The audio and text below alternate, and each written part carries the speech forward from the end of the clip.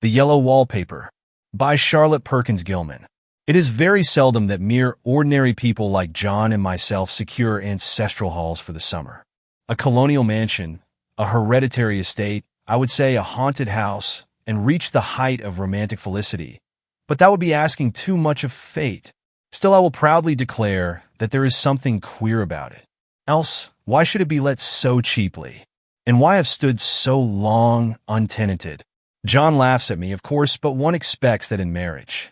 John is practical in the extreme. He has no patience with faith, an intense horror of superstition, and he scoffs openly at any talk of things not to be felt and seen and put down in figures. John is a physician, and perhaps, I would not say it to a living soul, of course, but this is dead paper and a great relief to my mind. Perhaps that is one reason I do not get well faster. You see, he does not believe I am sick. And what can one do? If a physician of high standing and one's own husband assures friends and relatives that there is really nothing the matter with one but temporary nervous depression, a slight hysterical tendency, what is one to do? My brother is also a physician and also of high standing, and he says the same thing. So I take phosphates or phosphites, whichever it is, and tonics and journeys and air and exercise, and am absolutely forbidden to work until I am well again.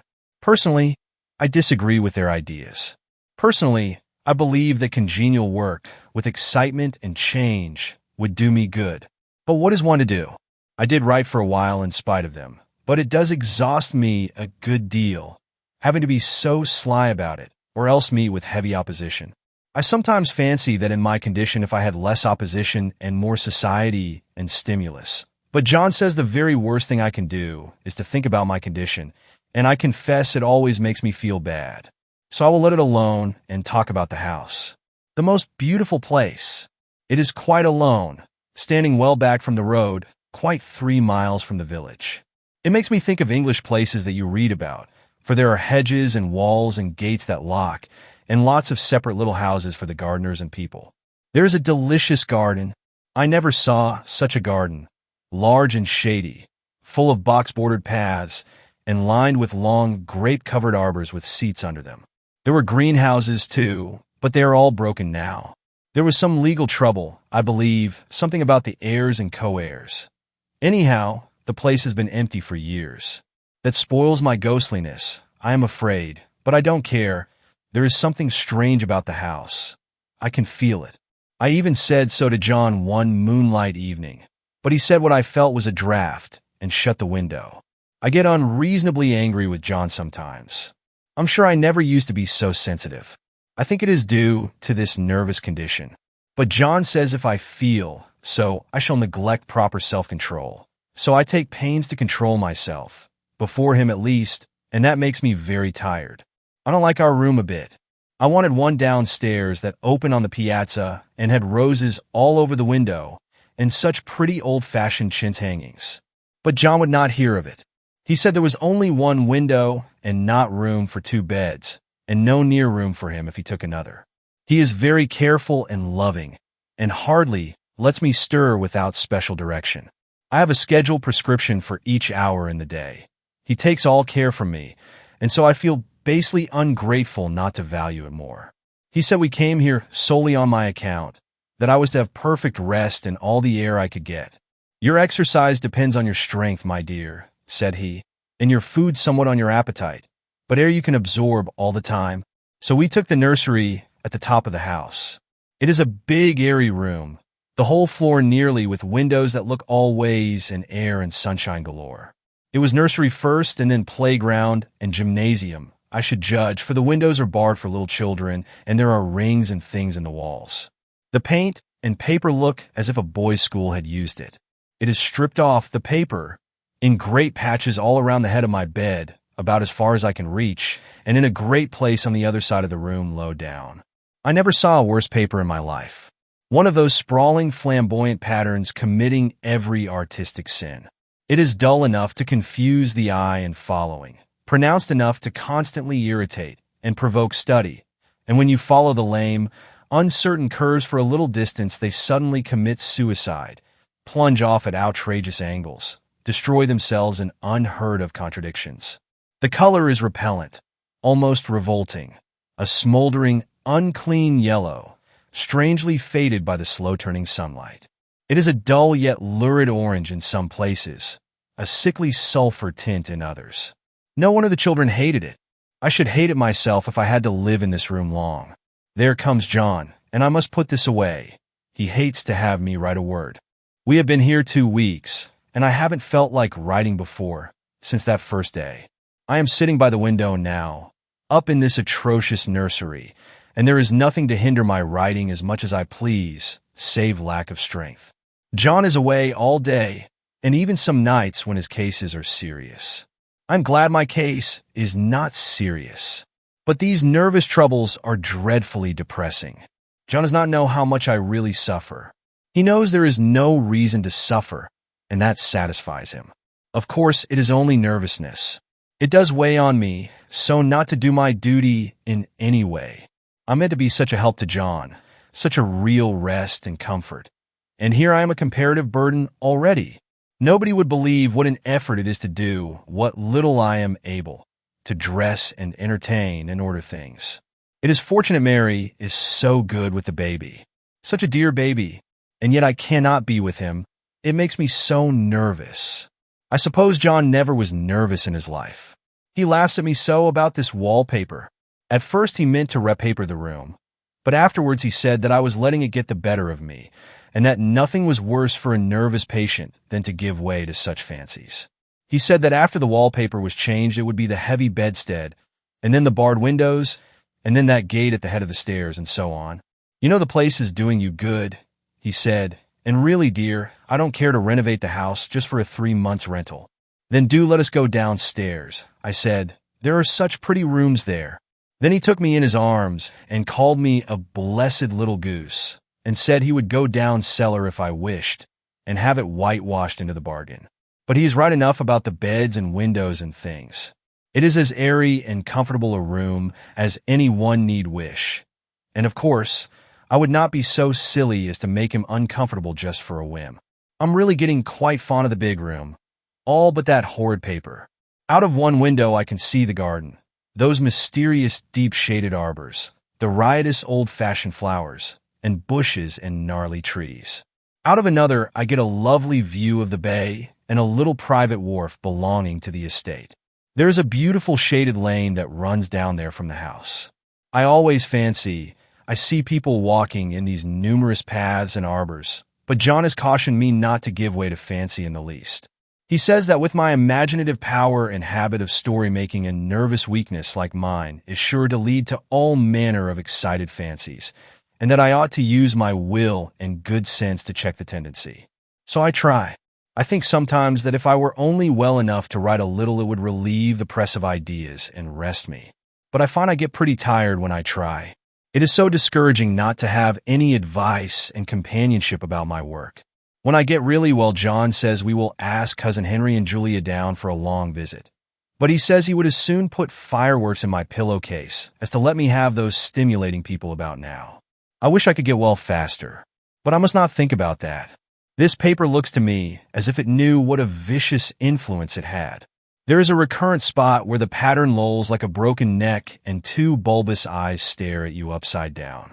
I get positively angry with the impertinence of it and the everlastingness. Up and down and sideways they crawl, and those absurd, unblinking eyes are everywhere. There is one place where 2 breadths didn't match, and the eyes go all up and down the line, one a little higher than the other. I never saw so much expression in an inanimate thing before, and we all know how much expression they have. I used to lie awake as a child and get more entertainment and terror out of blank walls and plain furniture than most children could find in a toy store. I remember what a kindly wink the knobs of our big old bureau used to have, and there was one chair that always seemed like a strong friend.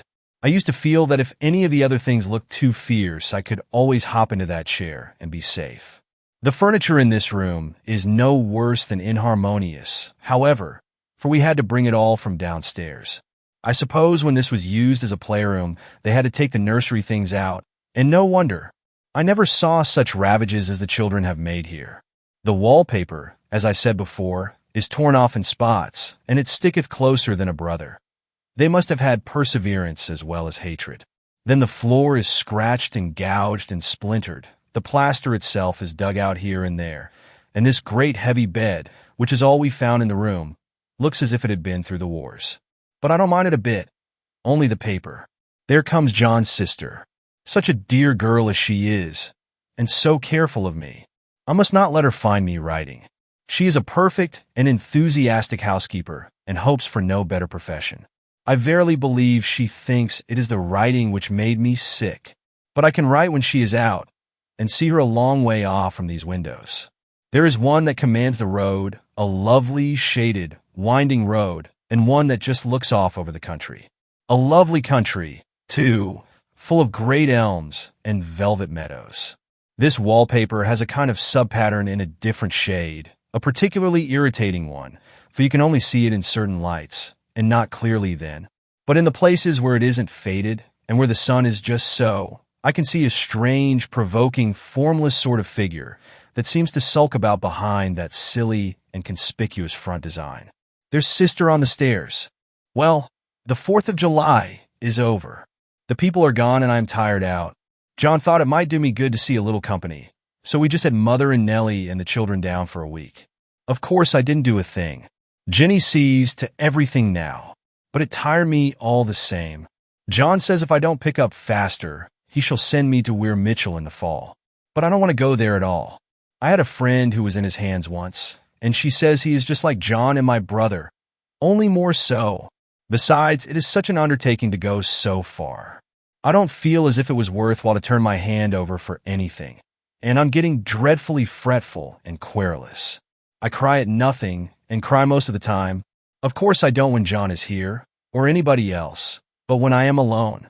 And I am alone a good deal just now. John is kept in town very often by serious cases, and Jenny is good and lets me alone when I want her to. So I walk a little in the garden or down that lovely lane, sit on the porch under the roses, and lie down up here a good deal. I'm getting really fond of the room in spite of the wallpaper. Perhaps because of the wallpaper. It dwells in my mind so. I lie here on this great immovable bed. It is nailed down, I believe, and follow that pattern about by the hour. It is as good as gymnastics, I assure you. I start, we'll say, at the bottom, down in the corner over there where it has not been touched, and I determine for the 1000th time that I will follow that pointless pattern to some sort of a conclusion. I know a little of the principle of design, and I know this thing was not arranged on any laws of radiation or alternation or repetition or symmetry or anything else that I ever heard of. It is repeated, of course, by the breadths, but not otherwise. Looked at in one way, each breadth stands alone. The bloated curves and flourishes, a kind of debased Romanesque with delirium tremens, go waddling up and down in isolated columns of fatuity. But on the other hand, they connect diagonally, and the sprawling outlines run off in great slanting waves of optic horror, like a lot of wallowing seaweeds in full chase. The whole thing goes horizontally too, at least it seems so, and I exhaust myself in trying to distinguish the order of its going in that direction. They have used a horizontal breadth for a frieze, and that adds wonderfully to the confusion. There is one end of the room where it is almost intact, and there, when the cross lights fade and the low sun shines directly upon it, I can almost fancy radiation after all. The interminable grotesques seem to form around a common center and rush off in headlong plunges of equal distraction. It makes me tired to follow it. I'll take a nap, I guess. I don't know why I should write this. I don't want to. I don't feel able. And I know John would think it absurd. But I must say what I feel and think in some way. It is such a relief. But the effort is getting to be greater than the relief.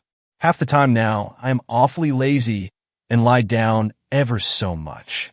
John says I mustn't lose my strength, and has me take cod liver oil and lots of tonics and things, to say nothing of ale and wine and rare meat. Dear John, he loves me very dearly and hates to have me sick. I tried to have a real, earnest, reasonable talk with him the other day and tell him how I wish he would let me go and make a visit to Cousin Henry and Julia. But he said I wasn't able to go, nor able to stand it after I got there, and I did not make out a very good case for myself, for I was crying before I had finished. It is going to be a great effort for me to think straight. Just this nervous weakness, I suppose. And dear John gathered me up in his arms and just carried me upstairs and laid me on the bed and sat by me and read to me till it tired my head. He said I was his darling and his comfort and all he had, and that I must take care of myself for his sake and keep well.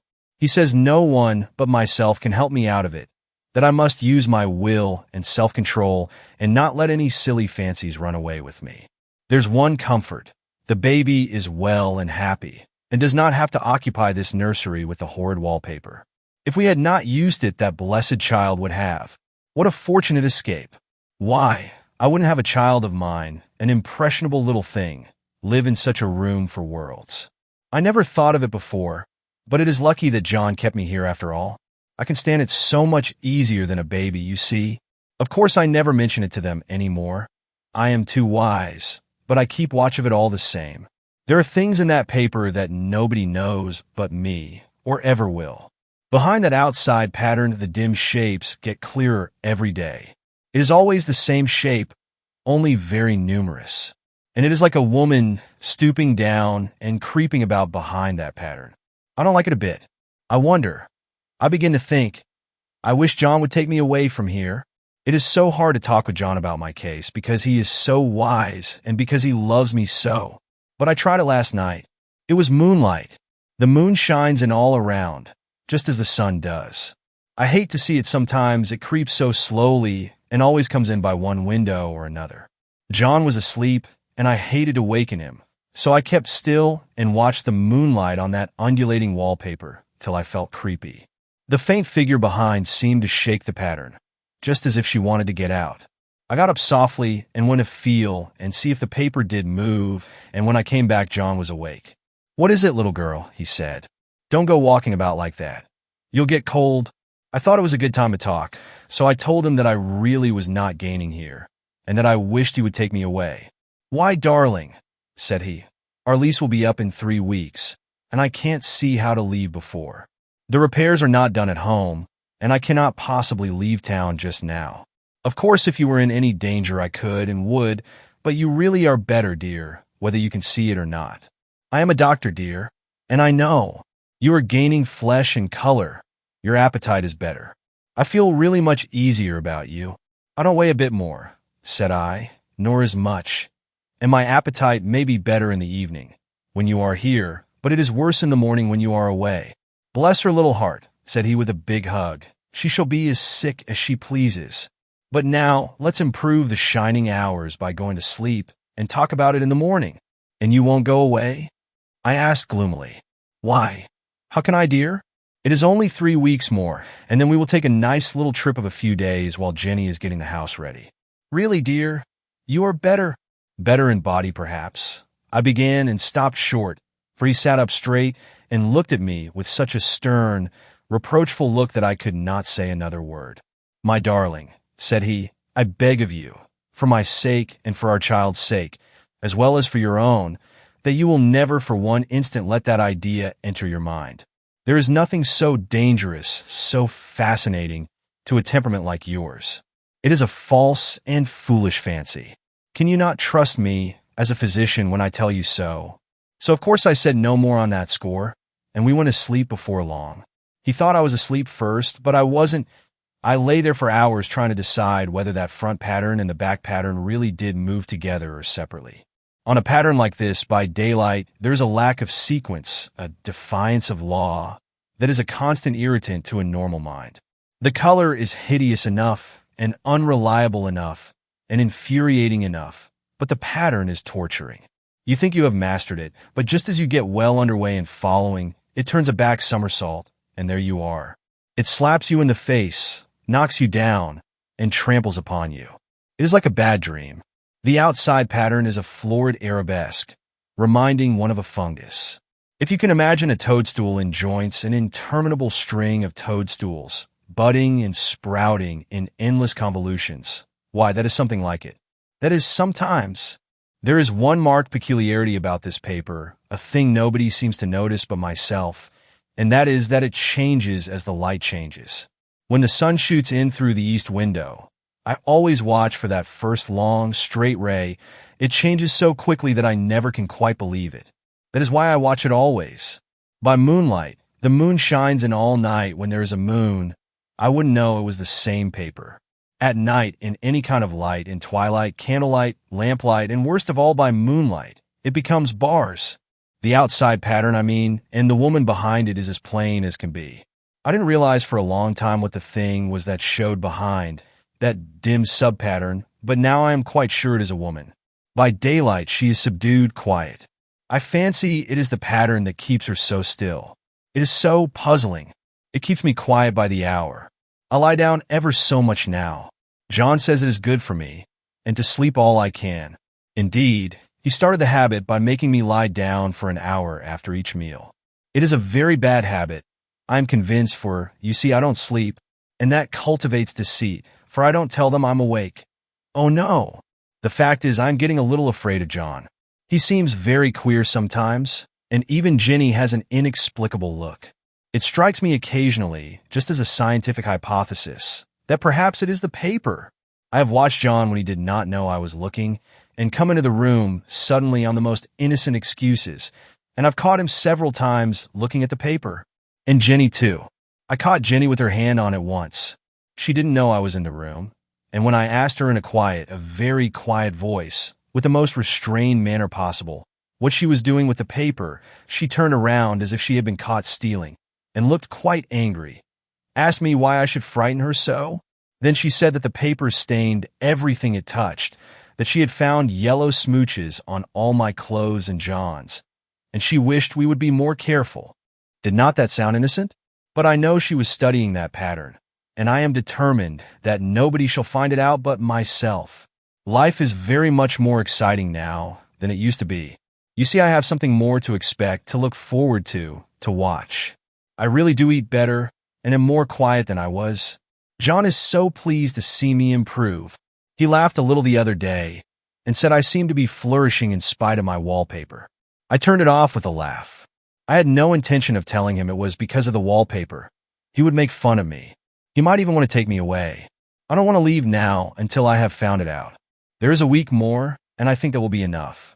I'm feeling ever so much better.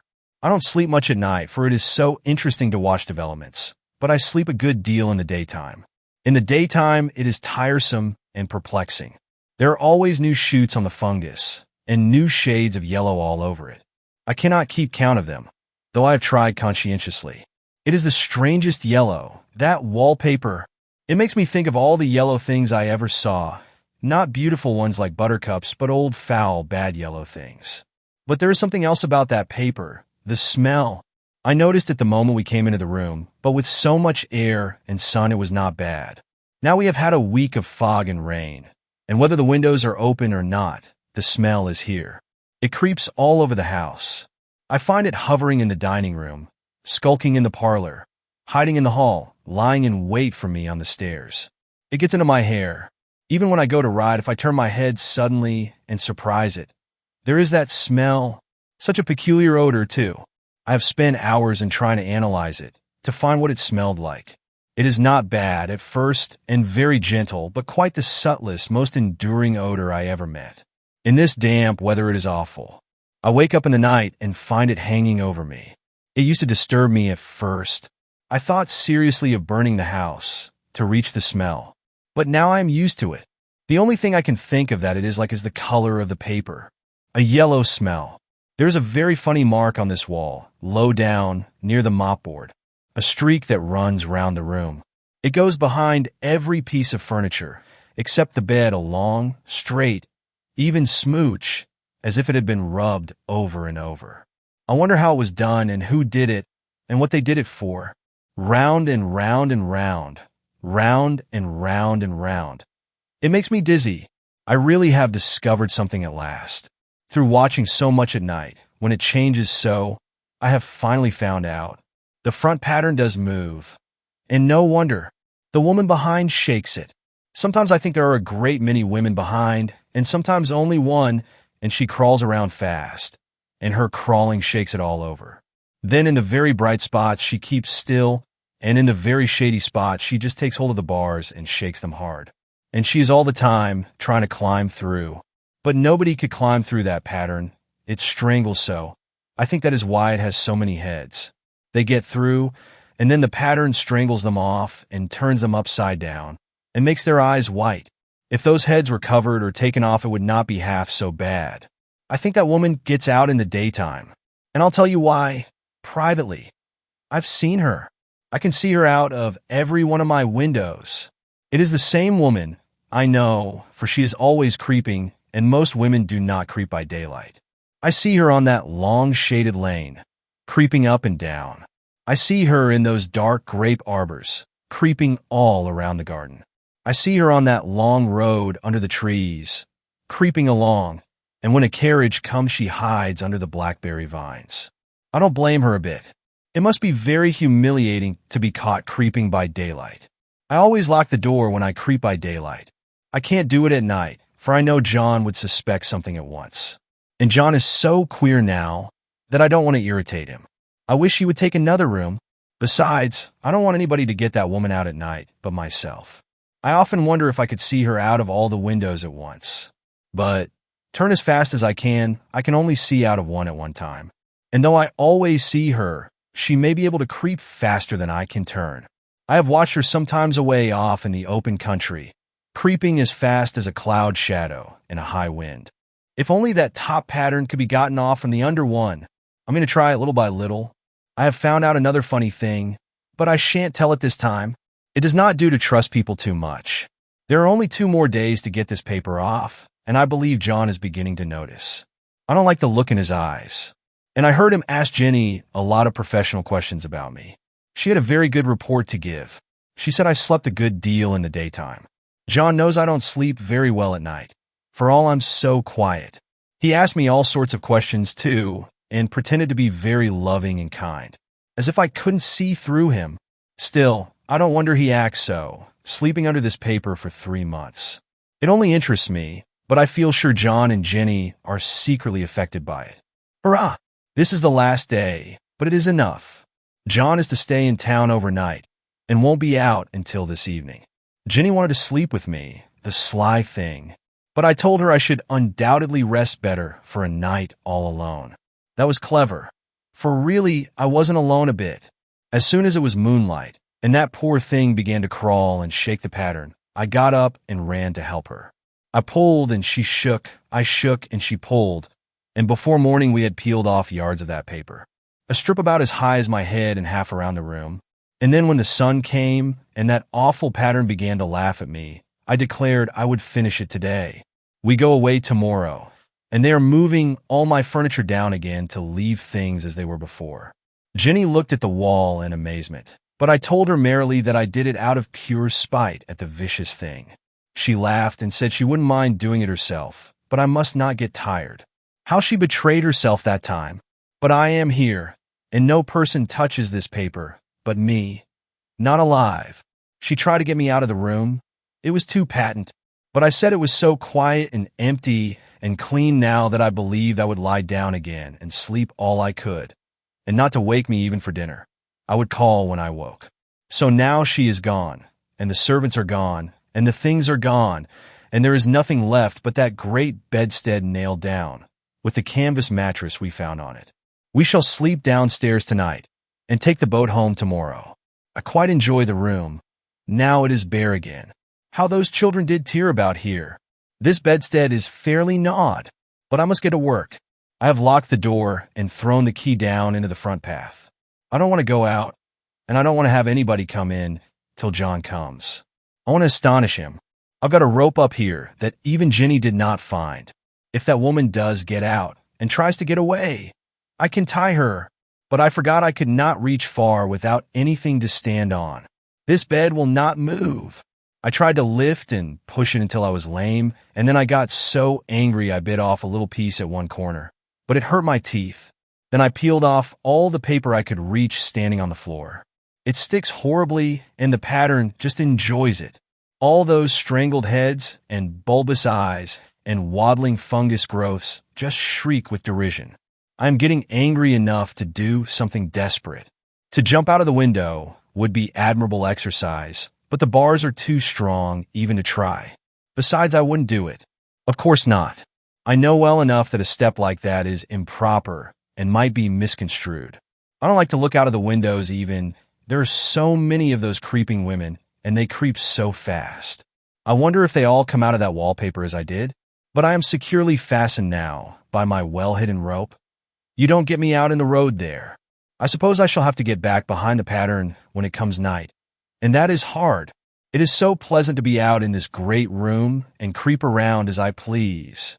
I don't want to go outside. I won't, even if Jenny asks me to. For outside you have to creep on the ground, and everything is green instead of yellow. But here I can creep smoothly on the floor, and my shoulder just fits in that long smooch around the wall, so I cannot lose my way. Why? There's John at the door. It is no use, young man. You can't open it. How he does call and pound. Now he's crying for an axe. It would be a shame to break down that beautiful door.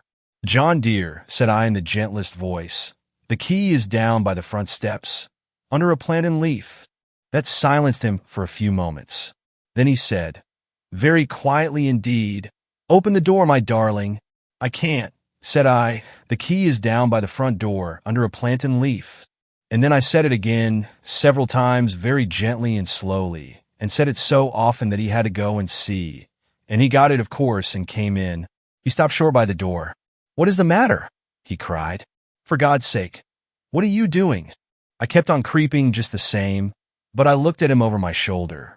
I've got out at last, said I, in spite of you and Jane. And I've pulled off most of the paper, so you can't put me back. Now why should that man have fainted?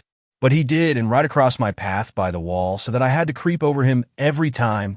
If you enjoyed this video, please like, share, and subscribe to my channel for more timeless classics. Your support helps me create and share more stories with you. Thank you.